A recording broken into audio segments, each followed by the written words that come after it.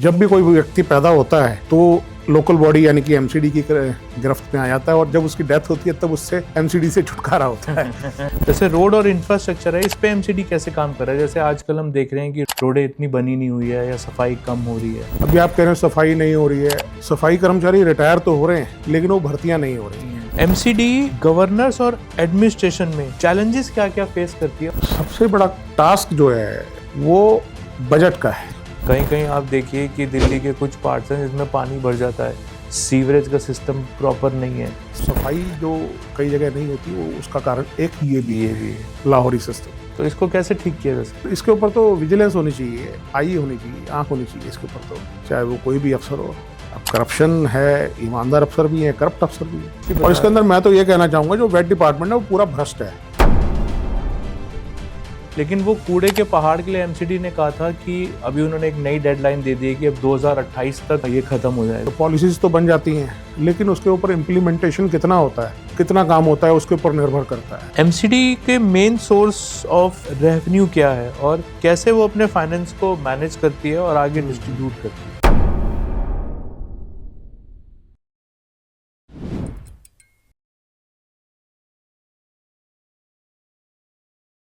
आगे बढ़ने से पहले मैं आपसे ये कहना चाहूंगा कि क्या आपने हमारे चैनल को सब्सक्राइब किया है, और अगर नहीं तो प्लीज़ जल्दी से हमारे चैनल को सब्सक्राइब कर लीजिए, क्योंकि आपका एक सब्सक्रिप्शन हमको मोटिवेट करता है आगे बढ़ने के लिए और अच्छे से अच्छे टॉपिक पे पॉडकास्ट लाने के लिए।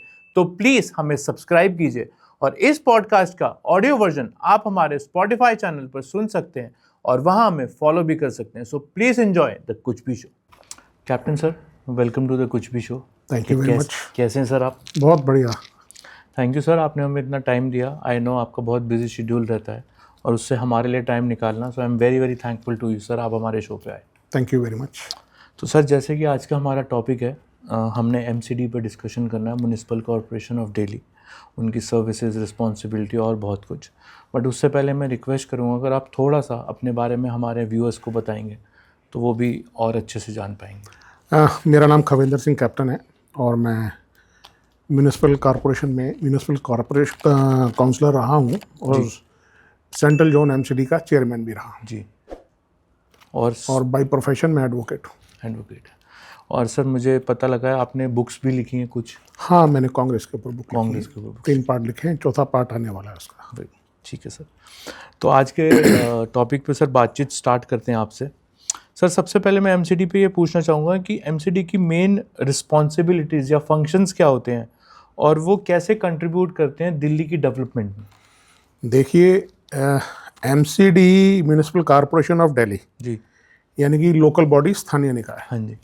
जब भी कोई व्यक्ति पैदा होता है जी, तो लोकल बॉडी यानी कि एमसीडी की गिरफ्त में आ जाता है और जब उसकी डेथ होती है तब उससे एमसीडी से छुटकारा होता है। तो मतलब कि ये तो एक छोटी सी बात थी, लेकिन एमसीडी का मतलब है कि दिल्ली के अंदर जितने भी काम होने हैं, चाहे वो पार्क से रिलेटेड हो, चाहे वो गलियों से रिलेटेड हो, चाहे स्ट्रॉन्ग वाटर ड्रेनेज से रिलेटेड हो, चाहे वो बर्थ सर्टिफिकेट हो, डेथ सर्टिफिकेट हो, चाहे वो रोड कारपेटिंग का काम हो, जी, जितने भी डेवलपमेंट के काम हैं वो सारे एमसीडी के अधीन आते हैं। चाहे वो प्राइमरी हेल्थ का हो, प्राइमरी एजुकेशन का हो, सारे काम एमसीडी देखती है। ठीक है। तो अब हम एक एक करके उनके काम की डिटेल्स से आपसे एक बारी पूछते हैं।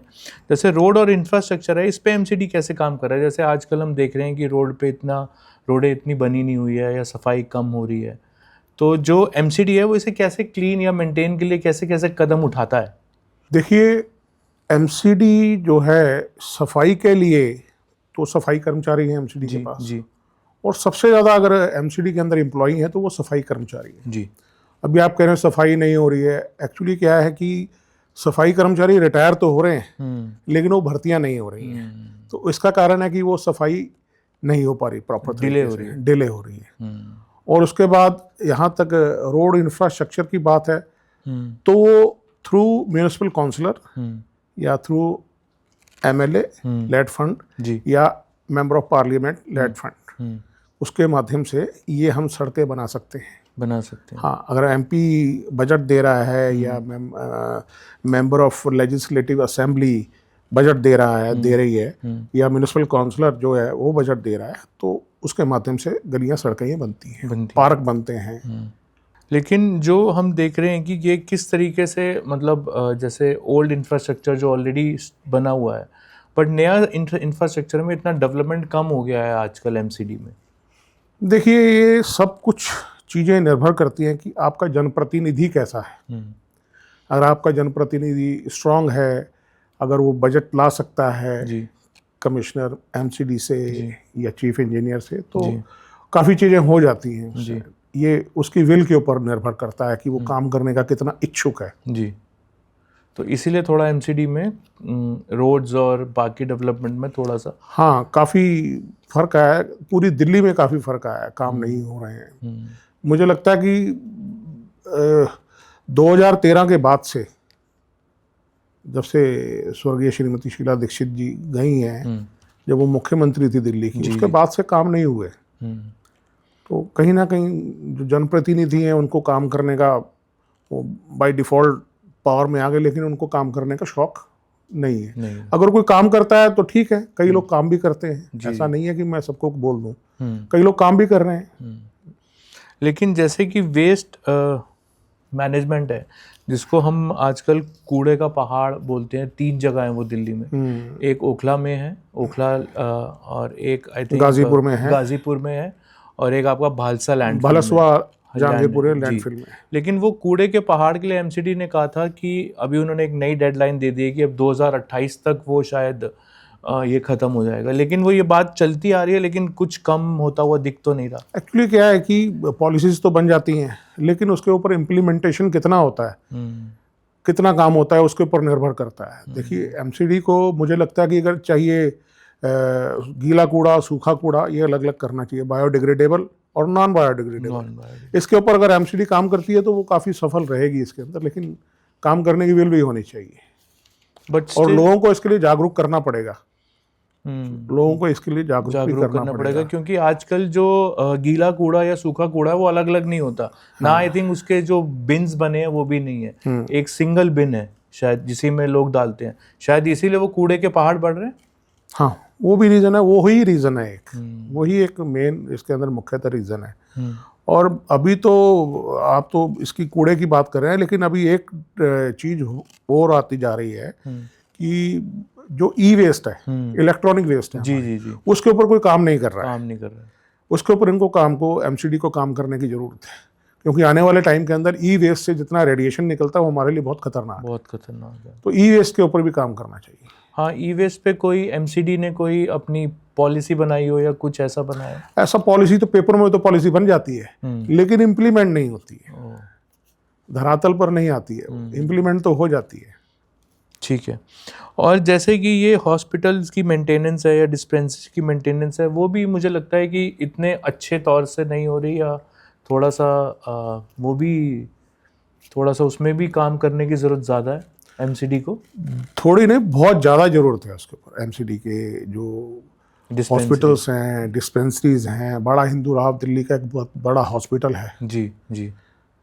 तो वहाँ पर भी आप जाएंगे तो बड़ी गंदगी मिलेगी, बहुत ठीक नहीं है हालात। डिस्पेंसरीज में जाएंगे तो हालात ऐसे ही हैं, सफाई व्यवस्था ठीक नहीं है, बहुत प्रॉब्लम है, डॉक्टर कम है, नर्सेस स्टाफ कम है। तो कैसे एमसीडी को मतलब इस पे थोड़ा सा करना चाहिए कि जैसे चाहे वो वेस्ट मैनेजमेंट की बात कर रहे हैं या डिस्पेंसरीज की बात कर रहे हैं या क्लीनिंग ऑफ रोड्स की बात हो रही है, तो एमसीडी को मतलब क्या क्या कदम ऐसे उठाने चाहिए इसको करने के लिए कि दिल्ली में और डेवलपमेंट हो? हाँ, एक्चुअली क्या है कि इसमें सभी को जागरूक रहने की ज़रूरत है। मुझे लगता है कि आम आदमी को ज़्यादा इसमें जागरूक होना पड़ेगा। अगर आम आदमी जागरूक होगा, रेजिडेंट्स वेलफेयर एसोसिएशन को अपने साथ शामिल करेगी एमसीडी या दिल्ली सरकार शामिल करेगी, तो उसमें काफ़ी फ़ायदा मिलेगा। और जहाँ जहाँ रेजिडेंट्स वेलफेयर एसोसिएशन और मार्केट वेलफेयर एसोसिएशन एक्टिव हैं और वहाँ काम होते हैं, ऐसा नहीं है कि काम नहीं होते हैं, लेकिन इसके लिए अगर हम सरकार को ही रिस्पॉन्सिबल ठहराएं या एमसीडी को रिस्पॉन्सिबल ठहराएं, वो ठीक नहीं है। हमें लोगों को भी जागरूक करना चाहिए और जागरूक होना चाहिए। ठीक बात है। मुझे एक और चीज़ याद आई रेजिडेंट्स वेलफेयर एसोसिएशन से कि बहुत सारे जो RWs हैं या ब्लॉक्स हैं या कॉलोनीज़ हैं, उनमें गेट्स लगे रहते हैं। तो जो गेट है आई थिंक जो RW है उसको एक रिक्वायर्ड परमिशन लेने की ज़रूरत है, आई थिंक म्यूनिसिपल कॉरपोरेशन से या डेजिग्नेटेड अथॉरिटी से, पुलिस से, और भी जहाँ से लेने की ज़रूरत है।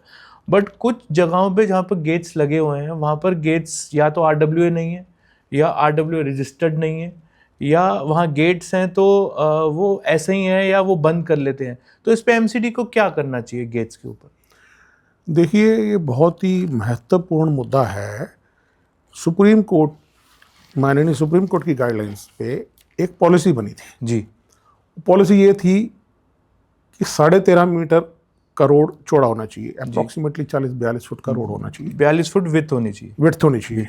और उसके बाद म्यूनिसिपल कॉरपोरेशन ऑफ दिल्ली से उसकी परमिशन होनी चाहिए, ट्रैफिक पुलिस से उसकी परमिशन होनी चाहिए, फायर ब्रिगेड से उसकी परमिशन होनी चाहिए, और उसके बाद दिल्ली पुलिस जो लोकल पुलिस है उससे उसकी परमिशन होनी चाहिए। 4 जगहों से, तो 4-5 जगहों से परमिशन इसकी होनी चाहिए। जी जी। और जो भी आप अगर गेट लगाते हैं तो वहाँ पर कोई ना कोई गार्ड या चौकीदार होना चाहिए। हाँ। चाहे कितने भी गेट लगे ब्लॉक में।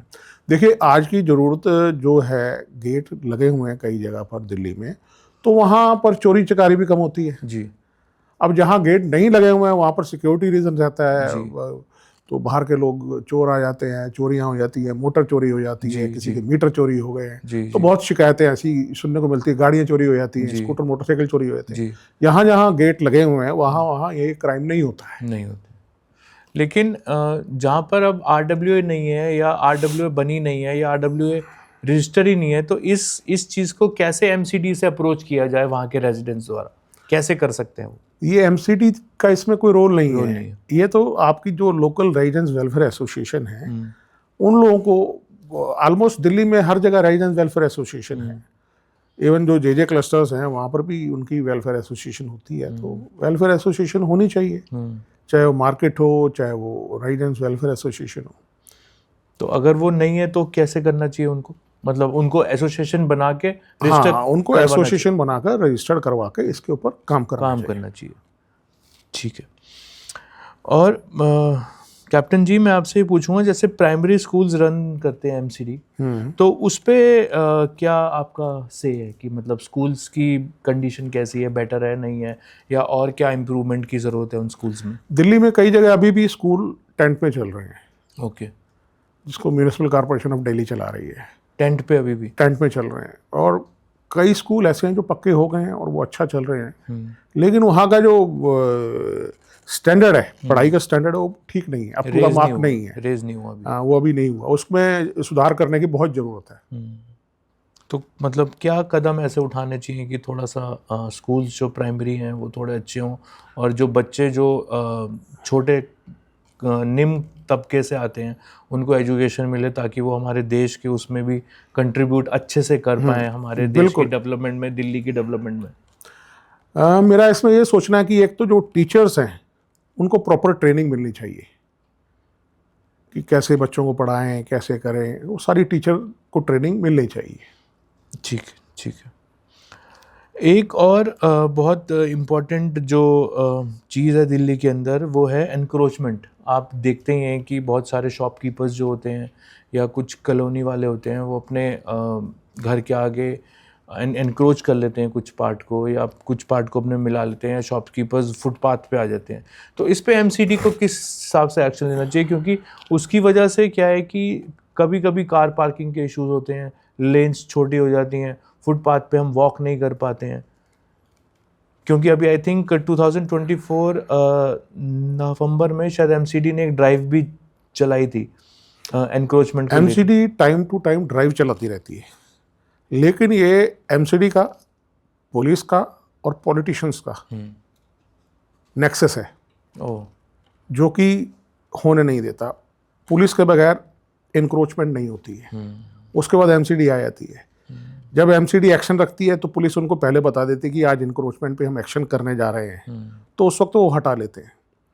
लेकिन वेंडिंग पॉलिसी, जो 2004 की वेंडिंग पॉलिसी है, उसको अभी तक कोई सरकार इम्प्लीमेंट नहीं कर पाई है। वो क्या है थोड़ा सा? उसके अंदर हर वार्ड के अंदर पॉपुलेशन के, अगर एक वार्ड के अंदर 1 लाख की पॉपुलेशन है तो उसका 2 या 2.5% उसमें वेंडिंग जोन बनेगा। ओके। और वो फुटपाथ पे नहीं बनेगा, ओ फुटपाथ को छोड़ के बनेगा, फुटपाथ पे वो नहीं होना चाहिए। अगर वो वेंडिंग पॉलिसी पूरी दिल्ली के अंदर लागू हो जाए तो काफ़ी चीज़ें ठीक हो सकती हैं। ठीक हो सकता इंक्रोचमेंट के कारण हमारा पोल्यूशन भी बढ़ता है। जी, अगर इंक्रोचमेंट ना हो तो पोल्यूशन भी हमारा कम हो जाएगा, कंट्रोल हो तो कंट्रोल हो जाएगा। तो काफ़ी चीज़ें हैं इंक्रोचमेंट की वजह से खराब हो रही हैं। अब लोग बेचारे गरीब लोग हैं, रेडी लगाते हैं, तो हमने कई जगह रेजिडेंस वेलफेयर एसोसिएशन में देखा है कि लोग सीधा ये कंप्लेंट करते हैं कि भाई लगाएं, कोई रेडी लगाए, कुछ भी करे, लेकिन residence character should be maintain, residence character should be maintain. और ये मुझे लगता है कि सही बात है, गरीबों को भी रोजी रोटी का हक है, लेकिन उसकी वजह से अगर कोई वहाँ का निवासी परेशान हो रहा है तो ये गलत बात है। अभी मैंने रिसेंटली आई थिंक एक न्यूज़ में देखा था ऑनलाइन, एक मैं रेजिडेंस वेलफेयर का नाम तो नहीं लूँगा, वो अपना ऑफिस एक मॉन्यूमेंट में रन कर रहे थे और इवन सुप्रीम कोर्ट ने उसको उनको फाइन लगाया 40 लाख का, and now they are collecting from every house and paying it. तो मतलब एनक्रोचमेंट ही हुई प्रैक्टिकली देखा जाए तो, if they are running the office in a monument, जो कि हमारे देश की वो है। मैंने भी ये न्यूज़पेपर में पढ़ा है जी जी कि ASI द्वारा प्रिजर्व होती है ऐसी चीज़ें। जी जी तो ये डिफेंस कॉलोनी का है, जी, defence colony residence welfare association के ऊपर जी केस किया था किसी ने, तो उसके ऊपर 40 लाख का जुर्माना लगाया। हाँ जी हाँ जी हाँ जी। तो ये अभी आई थिंक रिसेंटली ही हुआ है। हाँ, अभी 2-4 दिन पहले की 2-4 दिन पहले। ठीक है, तो कैप्टन जी आगे बढ़ते हैं। थोड़ा सा आप MCD के ऑर्गेनाइजेशन स्ट्रक्चर के बारे में बताइए कि मतलब कैसे कैसे ऑर्गेनाइजेशन में उनके स्ट्रक्चर होता है। देखिए, दिल्ली जो है ये मल्टीपल एजेंसीज हैं इसके अंदर। जी जी इसके अंदर दिल्ली के अंदर 3 लोकल बॉडी है। जी एक लोकल बॉडी है अपना म्यूनिसिपल कॉर्पोरेशन ऑफ दिल्ली, जी एक लोकल बॉडी है दिल्ली कंटोनमेंट बोर्ड, जी और तीसरी लोकल बॉडी है NDMC, new Delhi municipal council. जी तो तीनों लोकल बॉडी अपने अपने हिसाब से काम करती हैं। जी। और जो MCD का स्ट्रक्चर है, इसका जो ये ऑटोनोमस बॉडी है जी इसका जो कर्ता धर्ता है वो दिल्ली के माननीय लेफ्टिनेंट गवर्नर है जी। और उसके बाद जो NDMC है उसके माननीय कर्ता धर्ता हमारे दिल्ली के चीफ मिनिस्टर है जी और कंटोनमेंट बोर्ड का वो आर्मी से रिलेटेड होता है। जी। तो जो MCD है, MCD में पहले कमिश्नर, देन एडिशनल कमिश्नर होते हैं जी। उसके बाद डिप्टी कमिश्नर, असिस्टेंट कमिश्नर और ऐसे स्ट्रक्चर इनका बनता है जी। ये MCD का सफाई के लिए अगर करें तो SI sanitation inspector, ASI assistant sanitation inspector, फिर उसके बाद सैनिटरी गाइड होते हैं, फिर उसके बाद सफाई कर्मचारी हैं। इस प्रकार इनका एक सिस्टम होता है। इनकी एक चीफ इंजीनियर है, चीफ इंजीनियरिंग चीफ है, हेड इंजीनियरिंग चीफ के नीचे चीफ इंजीनियर है दिल्ली के अंदर 4, 5, 6। जी। उसके बाद आ जाते हैं एग्जीक्यूटिव इंजीनियर आ जाते हैं, फिर असिस्टेंट इंजीनियर आ जाते हैं और फिर जूनियर इंजीनियर आ जाते हैं, फिर नीचे बेलदार आ जाते हैं। तो जैसे ये इनकी आपने हायरार्की बताई मुझे, तो इसमें कोऑर्डिनेशन अच्छे से हो पाता है कि अगर जैसे काम का कोऑर्डिनेशन है, हम देखते हैं कभी कभी काम डिले होता है, नहीं हो रहा, 10 दिन 15 दिन महीना नहीं हो रहा, तो वो कोऑर्डिनेशन होके काम अच्छे से हो पाता है। देखिए, ये सब कुछ निर्भर करता है कि आपका म्यूनिसिपल काउंसलर कैसा है, आपका जो जनप्रतिनिधि है उसके ऊपर बहुत निर्भर करता है। फिर उसके ऊपर निर्भर करता है कि आपका जो ऑफिसर है जी, आपका जो जूनियर इंजीनियर है, आपके जो असिस्टेंट इंजीनियर है, एग्जीक्यूटिव इंजीनियर है, डिप्टी कमिश्नर है, वो लोग कैसे हैं, उसके ऊपर बहुत कुछ निर्भर करता है। तो वो जितनी मतलब तेज़ी से बोलेंगे उतनी तेज़ी से काम बढ़ेगा। हाँ, ज़्यादा जल्दी डेवलपमेंट होगा। हाँ, बिल्कुल होगा, बिल्कुल होगा। और क्योंकि मॉनिटरिंग जब तक नहीं होगी किसी काम की तब तक वो काम नहीं होता है। सर्विलेंस के बिना वैसे भी नहीं अगर होता नहीं है सर्विलेंस तो क्या ही। मॉनिटरिंग तो जरूरी है, करनी जरूरी है कि अगर मैंने सड़क बनवानी है, बजट दे दिया है, टेंडर हो गया है, तो उसके बाद वो वर्क ऑर्डर हो गया है, वर्क ऑर्डर होने के बाद कॉन्ट्रैक्टर कितने दिन के अंदर काम करता है, सारी की सारी चीज़ें मॉनिटरिंग करनी है। मॉनिटरिंग इनकी जब तक नहीं होती है तब तक काम नहीं होता है। नहीं, जब तक आप जूनियर इंजीनियर के पीछे या असिस्टेंट इंजीनियर या एग्जीक्यूटिव इंजीनियर के पीछे नहीं दौड़ोगे तब तक वो काम नहीं होता है। ठीक है, तो आगे बढ़ते हैं इस पे। MCD गवर्नर्स और एडमिनिस्ट्रेशन में चैलेंजेस क्या क्या फेस करती है और इसको हम कैसे वो इसको एड्रेस करती है? देखिए, सबसे बड़ा टास्क जो है म्यूनिसिपल कॉर्पोरेशन ऑफ दिल्ली के अंदर वो बजट का है कि दिल्ली सरकार अगर बजट दे रही है एमसीडी को, क्योंकि दिल्ली सरकार से जब हम कोई रेवेन्यू डिपार्टमेंट में रजिस्ट्रार ऑफिस में रजिस्ट्री कराते हैं तो उसके अंदर म्यूनिसिपल कॉर्पोरेशन ऑफ दिल्ली का शेयर होता है, ग्लोबल शेयर है, वो हमें दिल्ली सरकार को देना होता है म्यूनिसिपल कॉर्पोरेशन ऑफ दिल्ली को जी। फिर उसकी कस्टोडियन जो है वो सेंट्रल गवर्नमेंट है। सेंट्रल गवर्नमेंट से कितना बजट आ रहा है डिपेंड करता है सब कुछ बजट के ऊपर। अगर बजट हमारा एलोकेट हो गया, सैंक्शन हो गया, तब तो बहुत स्मूथली काम होता है। अगर बजट की परेशानी है, कई लड़ाइयाँ रहती हैं कि सेंटर के अंदर दूसरी गवर्नमेंट है, स्टेट के अंदर दूसरी गवर्नमेंट है, फिर म्यूनिसिपल कॉर्पोरेशन के अंदर तीसरी गवर्नमेंट है, तो डिफरेंट आइडियोलॉजी हो गई तो उसमें काम करने में बहुत प्रॉब्लम आती है। मैंने एमएलए जो है, विधायक जो है दूसरी पार्टी का है, काउंसलर दूसरी पार्टी का है, मेंबर ऑफ पार्लियामेंट तीसरी पार्टी का, तो बहुत तकलीफ होती है काम करवाने के। तो आपस में वो कोऑर्डिनेशन नहीं होता है, तो आपस में लड़ाई करते रहते हैं। ये जब तक चीजें से ऊपर उठकर काम नहीं करेंगे तब तक काम नहीं होगा। मैं पूरे देश की भी बात भी कर रहा हूँ, म्यूनिसिपल कॉर्पोरेशन ऑफ दिल्ली से ही नहीं, पूरे देश के अंदर जितनी भी लोकल बॉडी, जितनी भी स्थानीय निकाय हैं, उनको सबको ऐसे करना चाहिए। अगर आपस में कोऑर्डिनेशन नहीं होगा तो उसमें लास्ट में जो स्टेट है या सिटी है या कोई अगर छोटा कस्बा है या गांव है, उसका डेवलपमेंट तभी पॉसिबल है जब सब मिल के चलेंगे आप। बिल्कुल। ये जो एमसीडी की पॉलिसीज़ या प्रोग्राम्स होते हैं, उनके जो रोल इम्प्लीमेंटेशन के होते हैं, जैसे इन्वायरमेंट के ऊपर हुआ या पब्लिक हेल्थ के ऊपर हुआ, ये थोड़ा सा आप बताएंगे कैसे इनके प्रोग्राम्स और पॉलिसी इवॉल्व करती है? अब पब्लिक हेल्थ के अंदर जैसा आता है हमारा जो टॉप इसके अंदर होते हैं, टॉप पोस्ट है म्यूनिसिपल हेल्थ ऑफिसर, एमएचओ जी। फिर एमएचओ के नीचे आते हैं एडिशनल एमएचओ जी। फिर एडिशनल एमएचओ के नीचे आते हैं डीएचओ, डिस्ट्रिक्ट हेल्थ ऑफिसर जी। तो उसके नीचे आते हैं हमारे इंस्पेक्टर जी। जो डीएचओ और एमएचओ हैं ये तो एमबीबीएस डॉक्टर होते हैं जी। जो एडिशनल एमएचओ हैं वो भी एमबीबीएस डॉक्टर होते हैं, पब्लिक हेल्थ के अंदर ये लोग आते हैं। तो इसके नीचे सारे होते हैं। अब जैसे दिल्ली के अंदर डेंगू आता है, जब सीजन है, बरसातों का सीजन पीक पे होता है, तो ये अपने टाइम टू टाइम हर वार्ड के अंदर 2-2, 3-3 अवेयरनेस कैंप एमसीडी लगाती है। यहाँ भी डेंगू से कैसे बचो, डेंगू के मच्छर कैसे होते हैं, ये सब बताती है। मलेरिया के बारे में बताती है और जो भी कोई बीमारी आती है उसके बारे में बताया जाता है। ठीक है। और ये एनवायरमेंटेबल सस्टेनेबिलिटी, देखिए एनवायरनमेंट वाला जो काम है वो सबको मिलजुल कर देखना चाहिए। बेसिकली एमसीडी का एनवायरनमेंट से कोई इतना खास लेना देना नहीं है, वो दिल्ली सरकार का काम है और सेंट्रल गवर्नमेंट का काम है। तो लेकिन अगर सारे मिलजुल कर देखेंगे तो बड़ा उसमें मिलेगा। अब एनवायरनमेंट के ऊपर एमसीडी कोई स्मोक टावर नहीं लगाया आज तक। इनको एमसीडी को भी स्मोक टावर लगाने चाहिए। एमसीडी को एनवायरनमेंट के ऊपर जब सर्दियों में पोल्यूशन बहुत ज़्यादा हो जाता है तब काम करना चाहिए। तो आपसे आगे बातचीत करते हैं।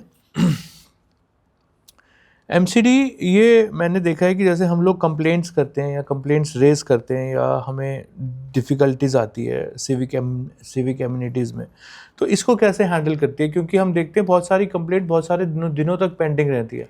अब वो शॉर्टेज ऑफ स्टाफ की वजह से है या और कोई वजह है? देखिए शॉर्टेज ऑफ स्टाफ भी है कि जो बेलदार आज रिटायर हो रहे हैं वो भर्ती तो नहीं हो रहे, ना कॉन्ट्रैक्ट पे रखे जा रहे हैं, तो एक कारण वो भी है, शॉर्टेज ऑफ लेबर। अगर आप कंप्लेंट करते हैं, जब तक आप मॉनिटर नहीं करते, उसका पीछा नहीं करते, तब तक वो काम नहीं होता है। अगर मैंने कोई कंप्लेंट करी है कि मेरे यहाँ सड़क टूटी हुई है, इसको ठीक कर दो, कोई गड्ढा हो गया, तो करने में अगर आप जब तक मॉनिटर नहीं करोगे, उनके पीछे नहीं पड़ोगे, तब तक वो काम नहीं होता है। तो काम कराने में एमसीडी में परेशानी तो आती है। कूड़ा बहुत पड़ा रहता है कई जगह, पहले कम होता था लेकिन अब ज़्यादा हो गया क्योंकि सफाई कर्मचारी नहीं है। जबकि दिल्ली में जो सफाई का वेस्ट मैनेज करने का काम है, दिल्ली के अंदर प्राइवेट एजेंसीज को दे रखा है कूड़ा उठाने का, कूड़ेदान से। जी, मैं भी इवन जहाँ मैं रहता हूँ वहाँ पर एक सफाई कर्मचारी आता है। इवन वो भी कई बार मैंने उसको देखा है, जब आते जाते उससे दुआ सलाम होता है, राम नमस्ते, तो वो भी मुझे कहता है कि बहुत सारे लोग रिटायर हो गए हैं और मेरे पास जो एरिया मेरा छोटा सा था आज वो बहुत बड़ा हो गया है। और जो उसके ऊपर ऑफिसर है वो कहता है आप वहाँ गए। तो एक दिन वो अपने ऑफिसर से कह रहा था मैं कितनी जगह जाऊँगा, क्योंकि मुझे आपने तकरीबन 2 किलोमीटर का एरिया दिया हुआ है जो कि पहले बहुत कम होता था। तो इसकी वजह से भी शायद सफाई थोड़ी सी मुझे लगता है कि कम हो गई है। हाँ, बहुत फ़र्क पड़ा है इसका। बहुत आज की डेट में अगर हम देखें तो जैसे अभी मार्च अप्रैल का टाइम चल रहा है। देखिए इंटरेस्टिंग बात ये है कि म्यूनिसिपल कॉर्पोरेशन ऑफ दिल्ली के अंदर सफाई कर्मचारी हैं वो एक लाहौरी सिस्टम है। ये लाहौरी सिस्टम क्या है कि आदमी सफाई कर्मचारी काम पर नहीं आता है और वो अपनी तनख्वाह का 30% 40% हिस्सा अपने अफसर को देता है। ऐसा है? ऐसा है। हमारे टाइम पर भी था जब मैं म्यूनिसिपल काउंसलर था, लेकिन हमने उसको ठीक किया और हमने उसको ऐसा होने नहीं दिया। लेकिन अब कई जगह ऐसा है, तो म्यूनिसिपल काउंसलर जो है वो उसको उसके लिए स्ट्रांग होना पड़ेगा। तो लेकिन ये तो फिर इससे तो फिर डेवलपमेंट कैसे होगा? डेवलपमेंट देखिए ना, मैं आपको बता ही रहा हूँ। कहीं कहीं आप देखिए कि दिल्ली के कुछ पार्ट्स हैं जिसमें पानी भर जाता है, सीवरेज का सिस्टम प्रॉपर नहीं है। सीवरेज तो खैर दिल्ली सरकार का काम है, लेकिन फिर भी मैं आपको जो बताना चाह रहा हूँ, सफाई जो कई जगह नहीं होती, वो उसका कारण एक ये भी है लाहौरी सिस्टम। तो इसको कैसे ठीक किया जा सकता है? मतलब इसको तो क्या स्टेप्स ऐसे उठाने चाहिए? इसके ऊपर तो विजिलेंस होनी चाहिए, आई होनी चाहिए, आंख होनी चाहिए इसके ऊपर। तो चाहे वो कोई भी अफसर हो, अब करप्शन है, ईमानदार अफसर भी हैं, करप्ट अफसर भी हैं, वो तो अब ईमानदार काउंसलर भी हैं, बेईमान काउंसलर भी हैं। एक सिक्के के दो पहलू तो नहीं है। बिल्कुल। तो कैप्टन सर, मैं आगे आपसे पूछता हूँ कि ये एमसीडी का क्या रोल रहता है पीपीपीस पे, प्राइवेट पब्लिक पार्टनरशिप पे, इस पे क्या रोल रहता है?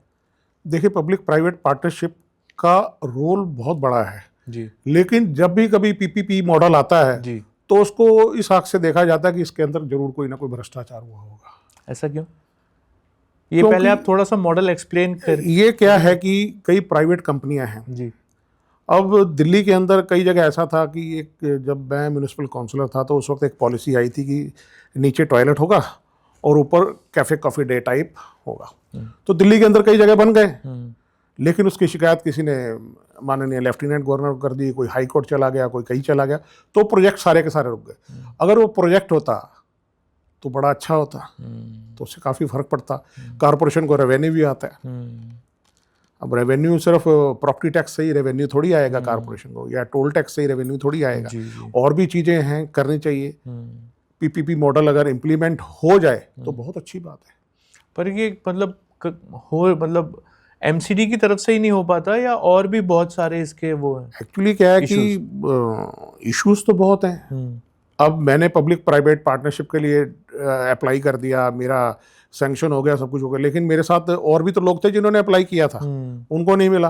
और वो फिर एक दूसरे के ऊपर करप्शन चार्जेस लगाते हैं, मतलब ना काम कर रहे हैं ना लेग पुलिंग करते हैं। मतलब ना काम करेंगे ना करने देंगे अगर किसी को पीपी मॉडल मिल भी गया तो। अब दिल्ली के अंदर सबसे जो सोर्स रेवेन्यू का सोर्स है कॉर्पोरेशन को आता है, वो आरपी सेल से आता है। आरपी सेल मतलब रेम्युनरेटिव एंड प्रोजेक्ट सेल। तो उसमें एडवर्टाइजमेंट वगैरह होती हैं जी। अब उसमें कई अड़ंगे लग जाते हैं, कई 10 साइट हैं तो कॉन्ट्रैक्टर 10 साइट ले लेगा, लेकिन लगाएगा 20 साइट पे। तो करप्शन कई प्रकार की है कॉर्पोरेशन के अंदर, लेकिन अगर उसके ऊपर प्रॉपर आई वॉच रखा जाए तो दिल्ली के लोगों को बड़ा फ़ायदा होगा, डेवलपमेंट बहुत होगी, रेवेन्यू आएगा कॉर्पोरेशन के पास।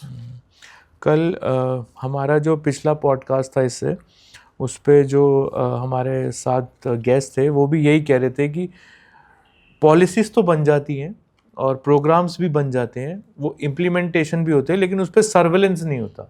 सर्वेलेंस एक मुझे लगता है कि बहुत मेजर चीज़ है। अगर सर्वेलेंस शुरू हो जाए तो बहुत चीज़ों में सुधार आ जाएगा।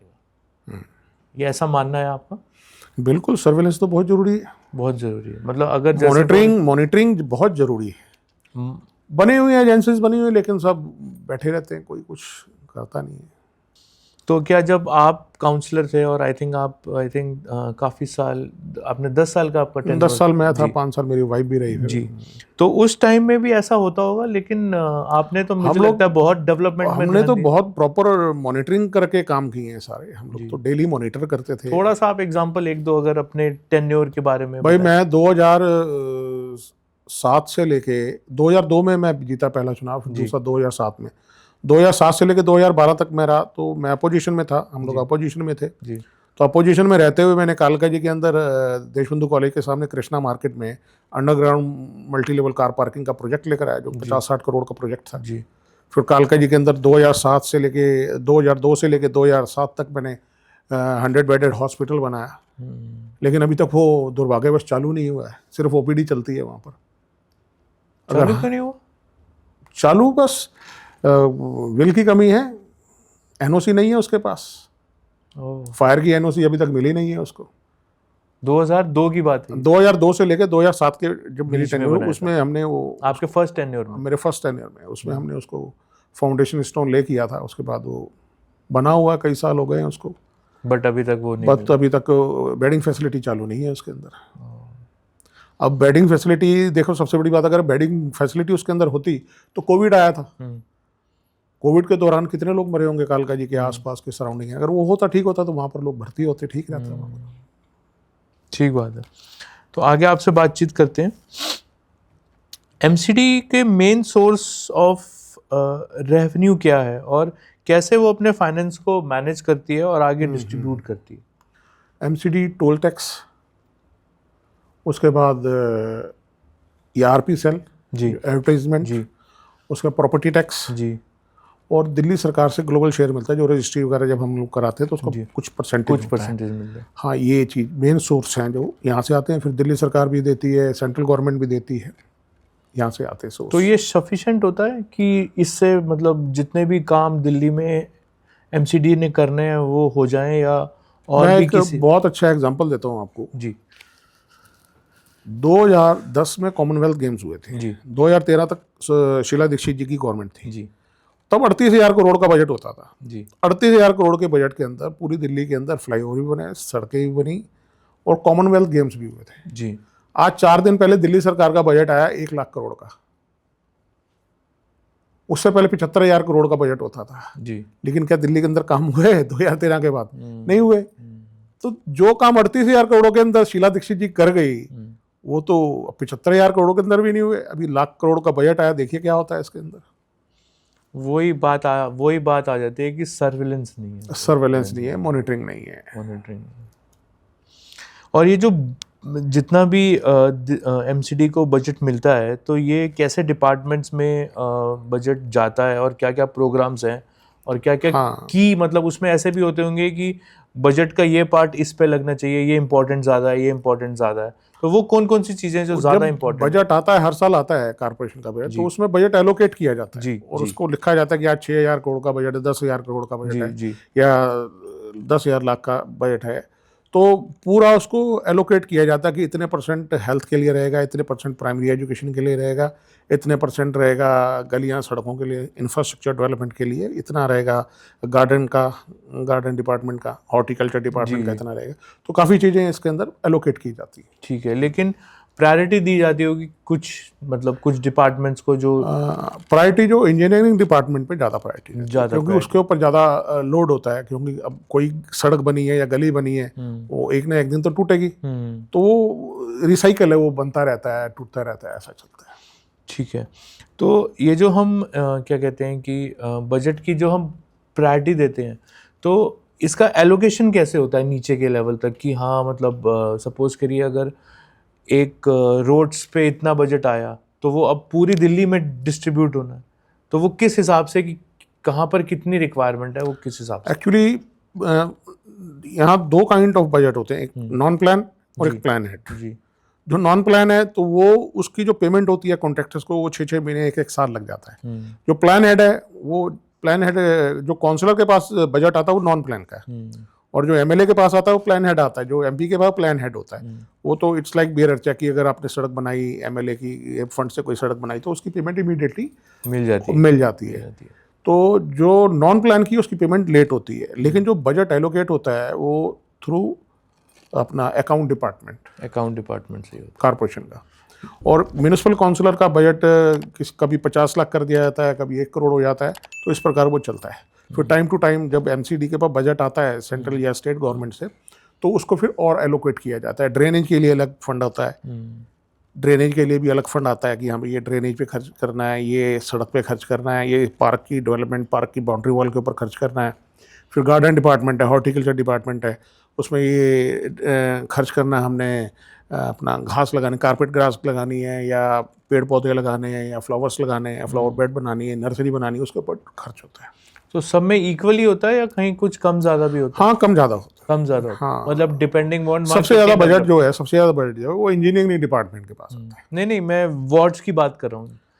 नहीं, ऐसा नहीं है। अब ये डिपेंड करता है ना आपका म्युनिसिपल काउंसलर कैसा है। ओ, अगर वो दबंग है तो बजट ले आएगा, हाँ। ईएनसी से ले आएगा बजट। अगर नहीं है तो फिर काम फिर करने का जो शौक होना जो चाहिए। हाँ, जो चल रहा है नॉर्मल चल सबको रहा मिला है है, वही जो सबको मिलेगा। मिला वही है। और ये एमसीडी कैसे ये मेंटेन करती है कि जो बजट एलोकेट हुआ है उसकी अकाउंटेबिलिटी, ट्रांसपेरेंसी, ये कैसे मेंटेन की जाती है? जो बजट एलोकेट हुआ है, जी जी, जैसे नहीं, मॉनिटरिंग होती है इसकी। होती है हाँ, मॉनिटरिंग, मॉनिटरिंग होती है। Complete monitoring. हाँ, कंप्लीट मॉनिटरिंग होती है। तो इसमें कोई कैसे ये फाइनेंशियल मैनेजमेंट की प्रैक्टिसेस को कैसे किया जाता है? देखिए, जब सपोज कीजिए म्यूनिसिपल कॉर्पोरेशन के पास 50 लाख का बजट आया, जी उसने 5 लाख की एक सड़क बनवानी है। जी अपने लेटर पैड पे उसने लिख के दिया कि मेरा बजट में से ये हेड है इतना 5 लाख की, मैं ये गली बनवाना चाहता हूँ या सड़क बनवाना चाहता हूँ। जी। तो उसको फिर टेंडर लगाया जाता है, वर्क ऑर्डर होता है। तो वो सारा का सारा जो प्रोसेस है वो हर डिपार्टमेंट का अलग अलग, इंजीनियरिंग के अंदर डिपार्टमेंट है, वो वहाँ से होके गुजरता है। फाइनेंस डिपार्टमेंट से जाता है, उसकी अप्रूवल मिलती है, फिर उसका नक्शा लगता है कि कहाँ से लेके कहाँ तक सड़क बननी है। तो प्रॉपर मॉनिटरिंग होती है। तो मतलब पूरी उसकी अकाउंटेबिलिटी और ट्रांसपेरेंसी रखी हाँ जाती हाँ, है। और ये ऑनलाइन होता है सारा का सारा। सारा काम ऑनलाइन। पहले तो ऑनलाइन नहीं होता था, पहले काफ़ी गड़बड़ होती थी जब ऑनलाइन नहीं होता। ये हमारे टाइम पर जब हम थे म्यूनिसिपल काउंसलर, ये हम लोगों ने चालू करवाया था ऑनलाइन। ओके। पहले क्या होता था, गली नंबर 1 से मकान नंबर 1 से लेके मकान नंबर 9 तक गली बननी है, वो 1 से 9 तक की गली बन गई, एक गली बन गई। अब उसके अंदर फिर हेरा फेरी क्या होती थी, गली बनने के बाद वही गली बननी है, गली नंबर ये बननी है और मकान नंबर 8 से लेके मकान नंबर 2 तक बननी है। मतलब एक गली कई बार बन जाती थी, और जो पैसा था उसको करप्ट मॉड्यूल से, वो तो खैर एक डिफरेंट ही विषय है कि हाँ। पैसा। तो कैप्टन सर, एक सवाल और मैं आपसे पूछना चाहूँगा कि ये जो एनिमल्स की टेक केयर है, चाहे वो स्ट्रीट डॉग है या स्ट्रीट काऊ है, इनकी एमसीडी कैसे टेक केयर करता है?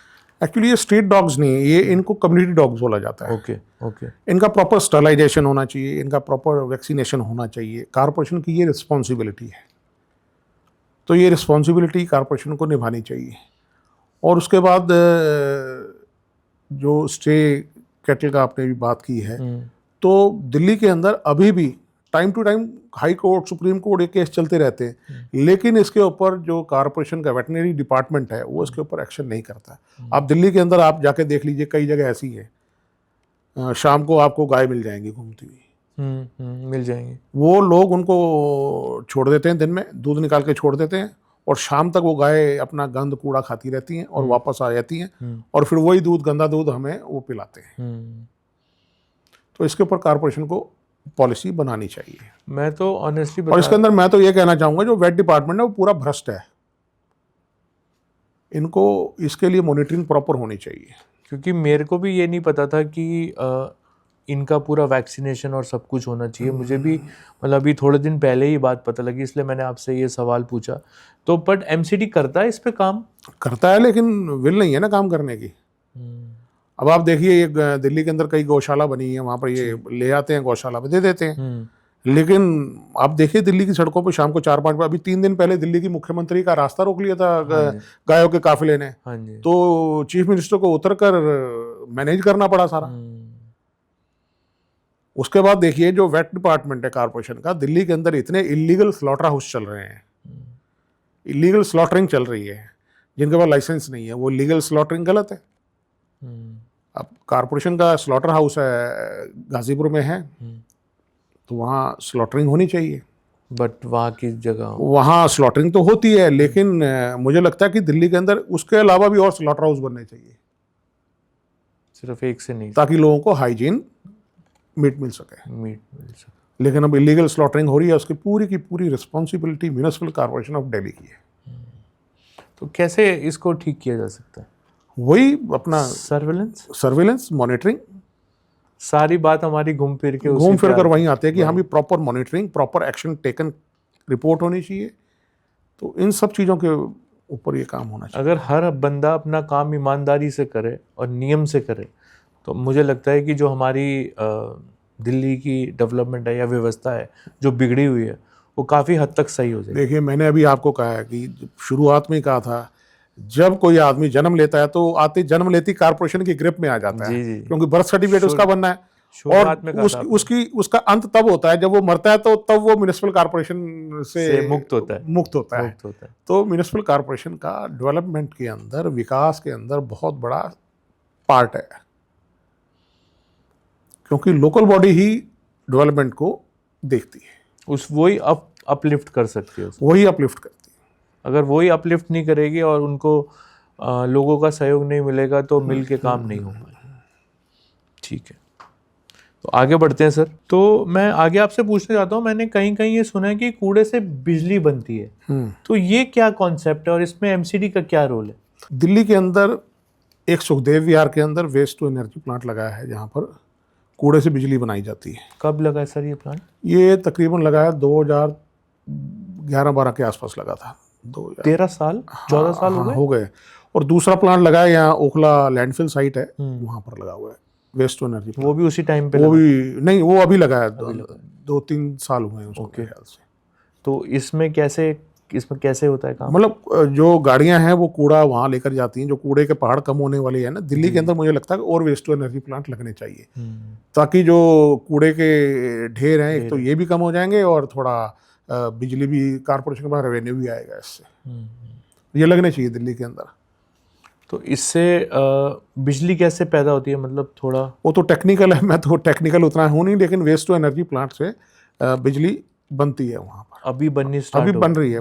हाँ। तो अगर ये हम और वेस्ट वाले क्या कहते हैं जगह पे बनाएंगे जहाँ पर वेस्ट टू इलेक्ट्रिसिटी होगा, उससे जो बिजली है वो बनेगी और ये कूड़े के पहाड़ काफी हद तक कम हो जाएंगे। काफी हद तक कम। तो जो इन्होंने डेडलाइन दी थी 2028 तक की, उस पे भी जल्दी काम होगा। हाँ बिल्कुल होगा।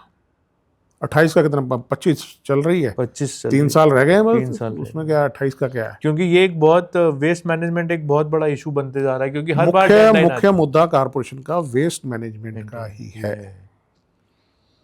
अगर कूड़ा नहीं होगा तभी तो जगह साफ होगी, तभी तो दिल्ली साफ होगी। अब इंदौर है, इंदौर में कूड़ा है ही नहीं, वहाँ पर उसको best cleanest and greenest city का अवार्ड हर साल दिया जाता है।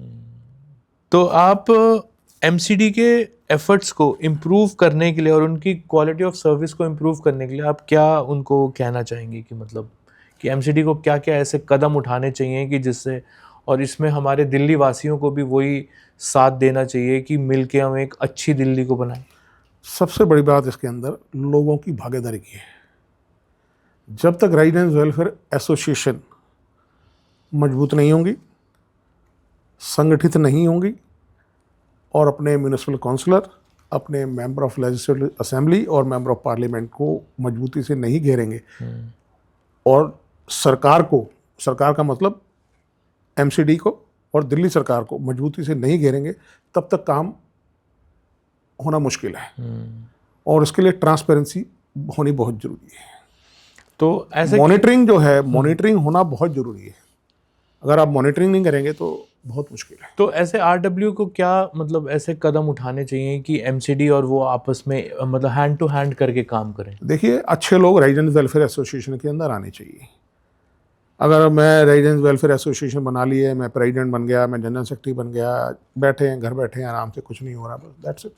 लेकिन कई जगह हम लोग देखते हैं पूरी दिल्ली के अंदर रेजिडेंस वेलफेयर एसोसिएशन बहुत मजबूती से काम कर रही हैं, बहुत अच्छे तरीके से काम कर रही हैं। बट बहुत सारी ऐसी भी रेजिडेंस वेलफेयर हैं जो मतलब उतना भागीदारी नहीं लेती। देखो, जस्ट मतलब को उसकी बहुत सारी डिफरेंट वजह हो सकती हैं और शायद वहाँ का जो एनवायरनमेंट है वो भी इतना अच्छा नहीं है, या तो एमसीडी की तरफ से भी हो सकता है वहाँ सपोर्ट ना हो ज़्यादा। देखिए, सब कुछ निर्भर करता है म्यूनिसिपल अपना रेजिडेंस वेलफेयर एसोसिएशन के ऊपर। जी। अब सपोज कीजिए एक फलाने ब्लॉक की आरडब्ल्यूए है, वो आरडब्ल्यूए का इलेक्शन हुआ, दूसरी रेजिडेंस वेलफेयर एसोसिएशन आ गई। अब जो पुरानी रेजिडेंस वेलफेयर एसोसिएशन है, अब यहाँ अपना पर्सनल इंटरेस्ट हो जाता है जब लोगों का, तब वहाँ चीज़ें खराब होनी शुरू हो जाती हैं। तो वहाँ भी तो वही हो रहा है ना कि हाँ भाई, मैं आरडब्ल्यू का प्रेसिडेंट था, अब ये प्रेसिडेंट बन गया तो मैं क्यों करूँ, मैंने ये ना करूँ, मैं पुरानी चीज़ें ना बताऊँ। तो कई चीज़ें हैं यहाँ पर कॉन्फ्लिक्ट हो जाता है आपस में, या पर्सनल इंटरेस्ट बन जाता है, वहाँ चीज़ें खराब होनी शुरू हो जाती है। ठीक है। और आप एमसीडी को एज अ की गुड एडमिनिस्ट्रेशन या गुड गवर्नेंस के ऊपर क्या कहना चाहेंगे कि जो भी उनकी डिलीवरी ऑफ सर्विस है वो अच्छी हो? देखिए, म्यूनिसिपल कॉर्पोरेशन के अंदर क्या है कि ज़्यादातर अफसर जितने भी हैं वो डेपुटेशन पे आते हैं। वो डेपुटेशन पे आते हैं। अगर डेपुटेशन पे आना अफसर बंद हो जाए कॉर्पोरेशन के अंदर, और जो कॉर्पोरेशन के ही एम्प्लॉई हैं जो प्रमोट होकर ऊपर जाते हैं, अगर उन्हीं लोगों से काम चलाया जाए तो मैं कहता हूँ, मेरा ऐसा मानना है कि कॉर्पोरेशन के अंदर बहुत अच्छे काम होने लग जाएंगे। डेपुटेशन पर ऑफिसर आया, 5 साल की डेपुटेशन पर आया, 5 साल में चला गया, तो उसका इंटरेस्ट तो वही रहा ना। लेकिन अगर कॉर्पोरेशन के अंदर, लोकल बॉडी के अंदर, देश की किसी भी लोकल बॉडी के अंदर अगर लोकल जो ऑफिसर्स हैं उनको प्रमोट किया जाए और उनसे काम लिया जाए तो उसमें बहुत फ़ायदा मिलेगा हमें। लेकिन 5 साल के लिए भी अगर कोई आया है, अगर जैसे कहीं कोई नौकरी के लिए भी जाता है, नौकरी करता है 1 साल 2 साल, तो उसको अपना 100% नहीं देना चाहिए काम में? देना चाहिए। वो तो यही सोचता है ना कि हाँ मैं तो 5 साल के लिए आया हूँ, 6 साल के लिए आया हूँ, मैं चले जाऊँगा, मैं क्या करूँगा। लेकिन उससे नुकसान तो उस डिपार्टमेंट का अब मैंने कई जगह अफसर देखे हैं, जब हमारा टाइम था हमने देखे हैं अफसर काम भी करते हैं, जो 5 साल के डेपुटेशन पर आते हैं काम भी करते हैं, पर मेजोरिटी ऑफ नहीं करते। मेजोरिटी करते हैं, लेकिन वो यही है कि लिंगर ऑन करते हैं। ठीक है, कागजी कार्रवाई पूरी होनी चाहिए, बाकी सब ठीक है। ठीक है, और कोई ऐसी चीज़ आप एमसीडी के बारे में जो इम्पोर्टेंट हो, आप हमारे दर्शकों को बताना चाहें? कि coordination between residence welfare association and municipal corporation of Delhi, ये दोनों कोऑर्डिनेशन बहुत अच्छा होना चाहिए। जब तक कोऑर्डिनेशन नहीं होगा, अब मेरे यहाँ सफाई नहीं हुई, सपोज कीजिए यहाँ मैं रहता हूँ, मेरे यहाँ सफाई नहीं हुई, 1 दिन नहीं हुई, 2 दिन नहीं हुई, जब तक मैं इंटरेस्ट नहीं लूँगा तब तक वो सफाई नहीं होगी। तो लोगों को जागरूक होना चाहिए। जब तक लोग जागरूक नहीं होंगे तब तक ये काम नहीं होगा, और लोगों को जागरूक होंगे तभी ये काम होगा। बट जैसे कि आजकल न्यूक्लियर फैमिलीज जो हैं वो ज़्यादा बढ़ रही हैं, पहले जॉइंट फैमिली ज़्यादा होती थी, लोग अपने में ज़्यादा रहते हैं, बाहर नहीं देखते, और इवन जो लोगों का लाइफस्टाइल भी हो गया है वो भी बहुत वर्कहॉलिक हो गया है, सुबह जाते हैं शाम को आते हैं, काम नहीं हो पाता। तो इसका भी कहीं ना कहीं इम्पैक्ट पड़ता है कि बाहर ब्लॉक में क्या हो रहा है, क्या नहीं हो रहा, क्या हो रहा है, कैसे हो रहा है। ये गलत है, ये गलत है। हमें सामाजिक कार्यों में लोगों को रुचि लेनी चाहिए। भाई यहाँ हम बैठे हैं, वहाँ कम से कम एटलीस्ट सफाई हो, पार्क ठीक हो, मेरी स्ट्रीट लाइट ठीक होनी चाहिए। ये जो बुनियादी सुविधाएं हैं ये हमें मिलनी चाहिए।